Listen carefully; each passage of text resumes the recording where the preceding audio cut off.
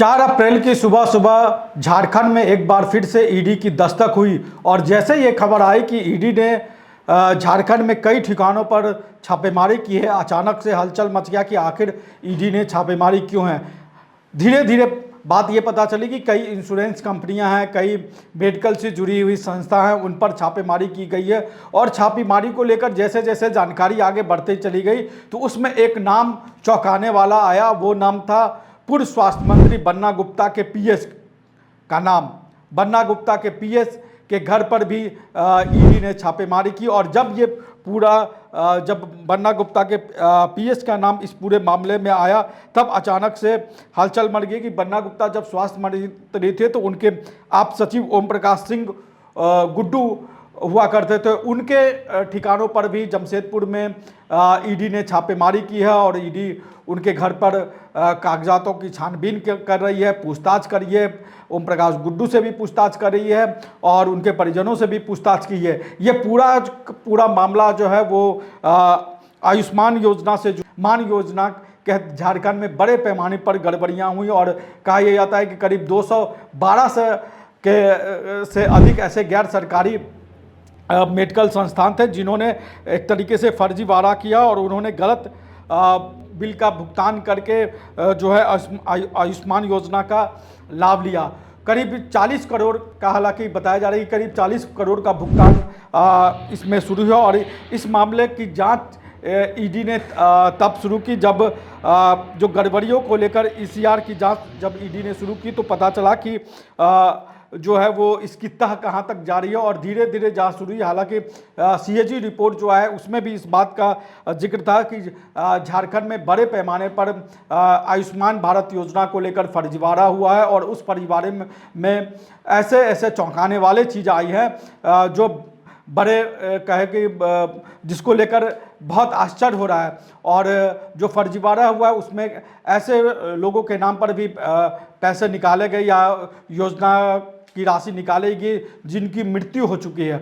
जो मर चुके हैं उनके नाम पर भी इस योजना के तहत जो है वो भुगतान किया गया, राशि निकाले गई। और कई ऐसे फर्जी बिल बनाए गए जिसके तहत जो है वो निकासी की गई है। और इसके बाद जब इस पूरे मामले की एक तरीके से कहे तो ईडी ने जांच शुरू की तो इसके बाद झारखंड स्टेट हेल्थ सोसाइटी और स्वास्थ्य विभाग से इस बारे में इसने रिपोर्ट मांगी थी। और उस रिपोर्ट में भी इस बात को लेकर जो है वो संकेत धीरे धीरे मिलने शुरू हुए। उसके बाद अचानक से 4 अप्रैल की सुबह झारखंड में ईडी ने रेड की और करीब माना जाता है कि देश भर में 21 ठिकानों पर ईडी की छापेमारी आयुष्मान योजना को लेकर चल रही है।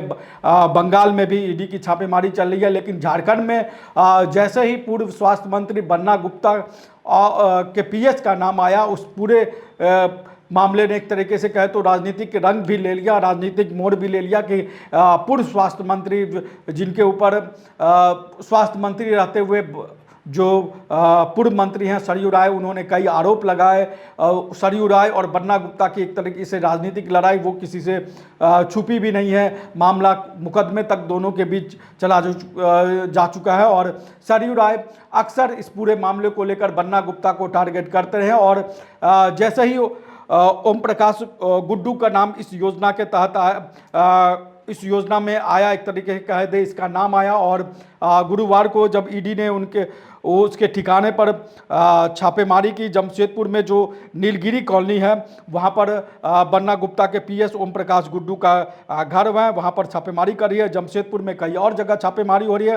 रांची में भी बरियातू थाना क्षेत्र के अरविंद मार्ग के रश्मि एनक्लेव में, रामेश्वर लेन में, श्यामा एनक्लेव में जो 3rd फ्लोर पर रहने वाले हैं सुजीत यादव, उनके घर पर छापेमारी हो रही है। और रांची में कई जगह, बरियातू में, लालपुर में, अशोक नगर में, इस तरीके के कई जगहों पर रांची में भी छापेमारी कर रही है। और पूरा का पूरा इस पूरे एक तरह से घोटाले के जद में जो है वो इंश्योरेंस कंपनियां, दवा कंपनियां हैं। और ईडी इस पूरे मामले की मनी लॉन्ड्रिंग के तहत जांच कर रही है। और जिस तरीके से लालपुर, मोराबादी, पीपी कंपाउंड, अशोक नगर, चिरौंजी जैसे इलाकों में ईडी ने इंश्योरेंस कंपनी और मेडिकल से जुड़ी हुई कंपनियों पर छापेमारी की और उसके बाद बन्ना गुप्ता के पीएस का नाम आया। इस पूरे मामले ने एक बार फिर से राजनीतिक रंग ले लिया और झारखंड में कहे तो एक नए घोटाले को लेकर जो है वो केंद्रीय एजेंसी छापेमारी कर रही है। और इस छापेमारी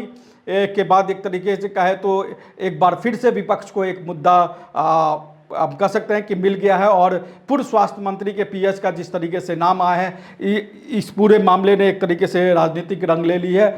और पूर्व स्वास्थ्य मंत्री बन्ना गुप्ता के करीबी एक तरीके से कहे तो ईडी के रडार पे आ गए, उनसे पूछताछ हो रही है। उस पूछताछ में क्या निकल के आया अभी इसकी आधिकारिक जानकारी ईडी की तरफ से नहीं दी गई है, लेकिन आने वाले समय में ईडी इस पूरे मामले को लेकर जानकारी देगी। लेकिन जो ईडी की छापेमारी हुई है शुक्रवार को, इस पूरे अगर उसको पूरे तौर पर देखा जाए तो ये बन्ना गुप्ता जो पूर्व स्वास्थ्य मंत्री थे उनके करीबियों के कह सकते हैं कि ईडी ने एक तरीके से दबिश दे दी है।